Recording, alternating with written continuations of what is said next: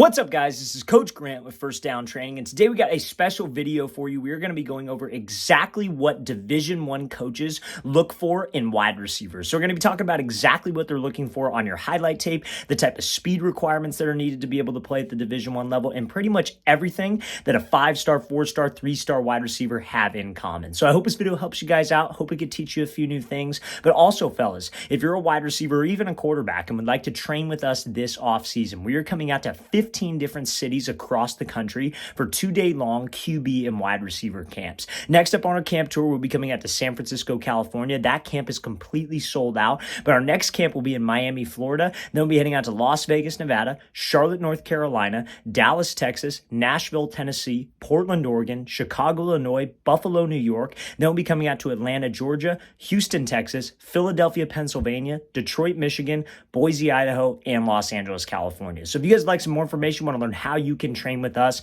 check out that very first link in the description below. We'd love to have you there. Let's get back to this video. All right, guys, so the first thing that I want to talk about is wide receiver blocking. Now, before we get into, the route running aspect of things that college coaches are looking for, the catching aspect of things, the yards after catch, all the explosive plays that wide receivers make, if you cannot block, you will not be able to play at the next level. Now, blocking is one of those things that all wide receivers can do no matter what offense you are in. I don't care if you're in an air raid system or a wing T system, blocking is going to be a part of your game. So if you're not creating highlights on your highlight tape or just in the game of actual blocking clips, you are missing out on a lot of plays that can impress a college coach. So let's watch this here because this is perfect technique. We're going to be going over the technique of blocking and why it's important to stand out to a coach. Then we're going to get into some route running stuff, some different moves that wide receivers need to be able to learn to play at that next level. So first things first, when you're blocking a DB, this is an opportunity for a highlight, guys. This is literally an opportunity because what are highlights? Highlights are explosive plays and plays that they do not expect you to make at the collegiate level. Being able to play at the Division I level,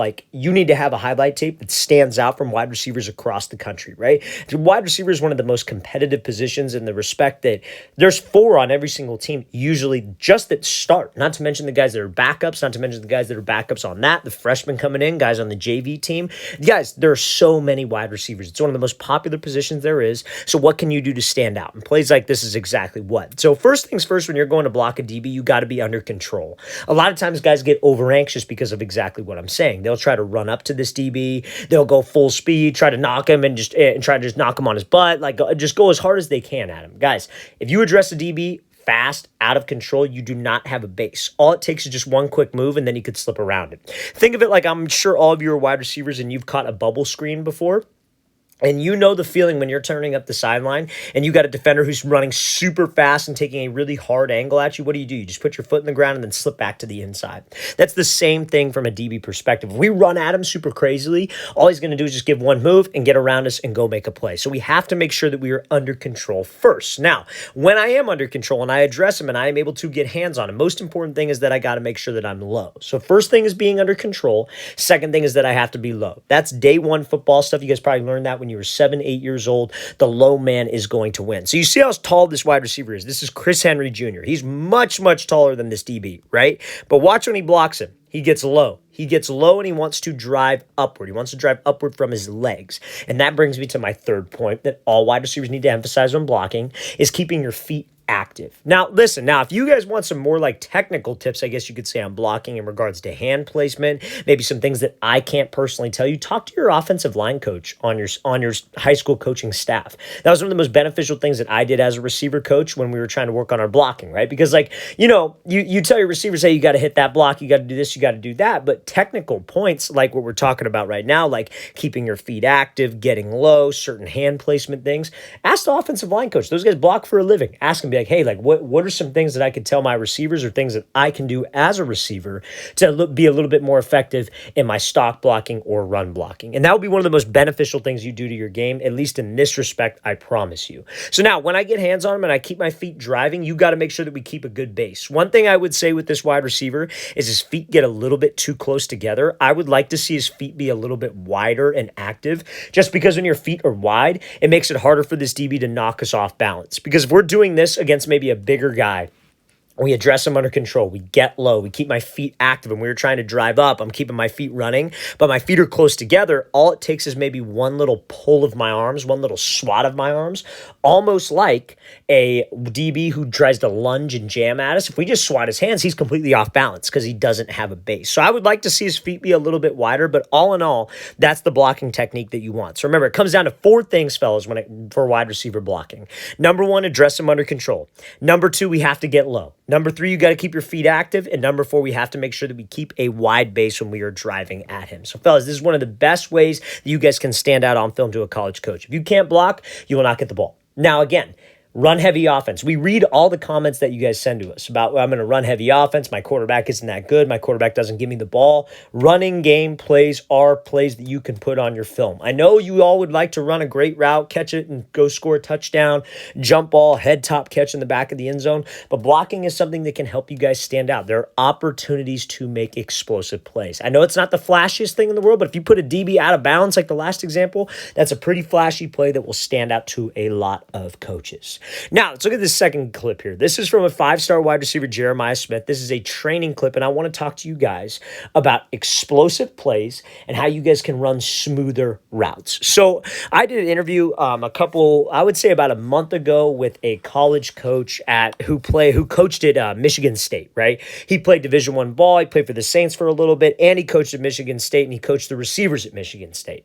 And something he looked for in wide receivers that he told me was the ability to run routes. Guys, it's common sense nowadays that you have to be able to run routes to play the wide receiver position because of the way offenses are changing. More offenses every single year, I should say, are starting to evolve more to that air raid spread system. 5 wide receivers on the field, and guess what that means? There are a lot more one-on-one opportunities with DBs, and we have to be able to separate. Now, this is a quote from, they're not necessarily a quote, but this is something that I saw in an interview with Nick Saban. When he looks for wide receivers, he talked about route running as well. But more specifically, he talked about smoothness into the breaks and smoothness out of your breaks. That's what he looks for in the wide receivers that he recruits. And obviously, the guys that go to Alabama are obviously top-tier guys. So it comes down to route running. A big thing that you want to try to focus on as a receiver is the smoothness in and the smoothness out of your breaks. So let's talk about it technically for a second, because again, I'm going to give you guys a bunch of tips in this video, things that you want to try to work on, but I'm also going to give you the technique that's required to work on these things. I'm not just going to tell you to do it and then not try to explain how to do it, right? So when we run this route, let's think of it like you got to come back, you got to curl, you got to dig. What do you have to do on all those breaks? With the exception of a dig, but sometimes on a dig, you have to do this. You have to drop your hips, right? So that's kind of like the smoothness into the break element of this. You guys want to be smooth into the break. Now, AKA in my terminology, I mean that you want to be violent at the break. I think you being violent and quote unquote snapping down, dropping your body, dropping your hips as violently as possible is that smoothness that goes into the break. That allows us to stop myself. Let me explain. So if I'm running a route like a comeback or like a curl, whatever it is, what are we trying to make this DB think we're running? A go, right? I want him to think that ball's coming over the top, quarterback's dropping this thing in the bucket. So when I'm running a go, there are a few things that I have to do. I got to make sure I'm running hard. I got to make sure my strides are actually running in full strides. I'm not taking choppy steps right before I decide to make a break. And I'm not raising up my chest and popping my head up in the air to slow myself down. I am trusting my hips to slow myself down. That's what coaches look for in wide receivers at the top of the break. Does your hip drop slow you down on routes like a curl, a comeback, a hitch? Or are you slowing down your stride, raising up your chest before we make the break? I call all those indicators. We want to eliminate all indicators on my routes. I want my hips to be the thing that slows me down. Now, some of you might be thinking, well, coach, my offense doesn't run a lot of these breaks. How can I still showcase this? Well, if you're running a post route, you're running a corner route, what are those cuts off of? That's off of like a single step, right? So leading into that break, the step, aka the cut, some people call it a stick on routes like, like a 10-yard speed out. Some people call this a speed cut. That has to be the thing that slows you down and changes direction. So instead of dropping your hips violently, you got to step violently. It's got to be a hard cut. So it's all about being violent at the break point to not give away the route. Now, when we are violent with the hip drop, we have to get to a low position. This is why hip flexibility and hip mobility is very, very important for a lot of wide receivers. If you're stiff at your hips, it is very hard to do this because you have to move violently, but you also have to get low enough to where you can stop. So a good position that you want to try to get to is you want your legs to be at a 90-degree angle. right? So you want your legs, like here, I'll draw in a different color so you can see 90-degree angle. And you want to try to almost think of it like you're touching your chest to your quad.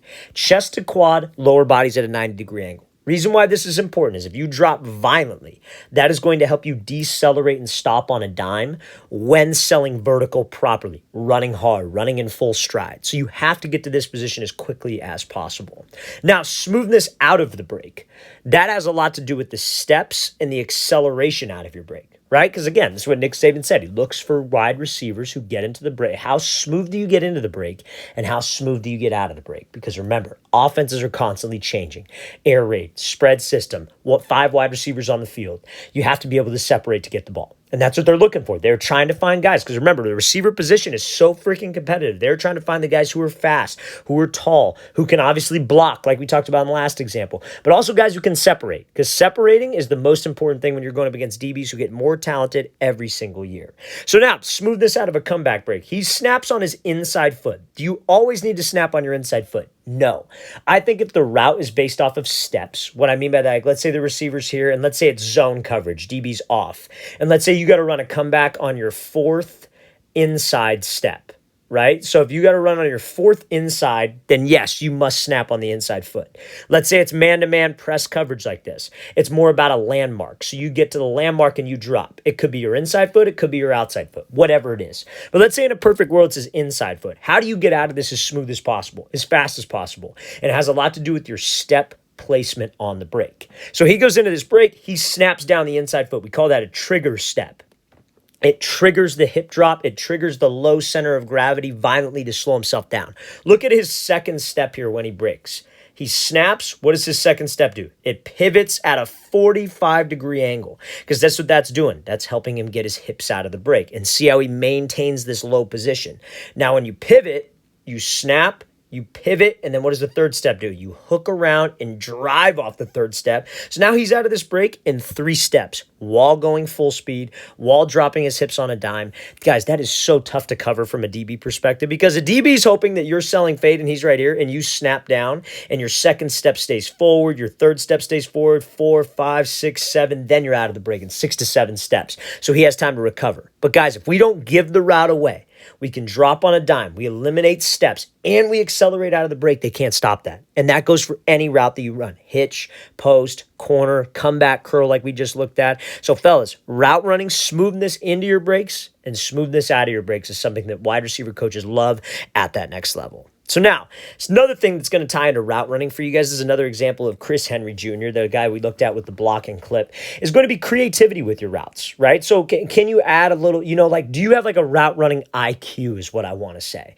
That's something when we interviewed the Michigan State wide receiver coach, he talked a lot about football IQ. And obviously, receiver coaches at the next level are different everywhere they go, right? Some people want a guy to go into their system and they want him to do it a specific way. This is how we do it. Some guys are looking for guys that bring a little extra to the table already. And these are the types of things that you want to try to showcase on your film when you go to college camps, when you got college coaches who are watching you at your school when you're working out. You have to showcase a little bit of creativity when it comes to your route. So what do I mean by that? So let's show this example here. This wide receiver is going to be running a comeback route, very similar to the last example we looked at from Jeremiah Smith, but he's in the red zone, right? So on a comeback all the way up, let's say it's a 12-yard comeback, all the way till 12 yards, what are we trying to make the DB think we're running? Fade, right? But we have to self-fade a little bit differently because of where we were at on the field. This is what it comes down to. This is the route running IQ that I am talking about. Because again, us running full speed, putting my head down is not really going to do much when we're on the 10-yard line. Because that DB's like, yeah, I'll let you run out of the back of the end zone. He's expecting you to run a route at that point if he's smart.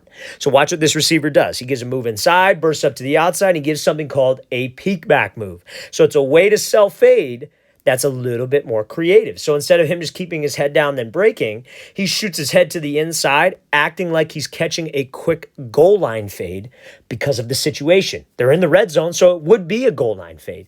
These are the creativity things, fellas, that get a lot of wide receivers, a lot of separation, can make them stand out and really impress that college coach. But we have to know the right time to use it. So fellas, I tell you this, is height important? Absolutely. Is speed important? Absolutely. Again, there are a lot of things physically that are important to a college coach. But let's say you check all those boxes and you maybe aren't getting recruited like you should be, or maybe you don't check a lot of those boxes. Maybe you're on the shorter side of things. Guys, you need to have these things and bring these things to the table, because if you don't, and you're short and you don't bring these things to the table, you're not gonna be able to play at the next level. That's just fact of the matter how it is. Now, if you're tall, you fit the mold, you pass the eye test, how can you separate yourself from the other receivers across the country? Because there are literal hundreds of thousands probably of receivers across the country that all want to play in the exact same spot that you want to play at. These are the types of things that you have to do to separate yourself. Route running, smoothness in and out of breaks, creativity, football IQ, and obviously blocking is one of the more important things that can help you stand out if you're not in an offense that allows you to do a lot of this.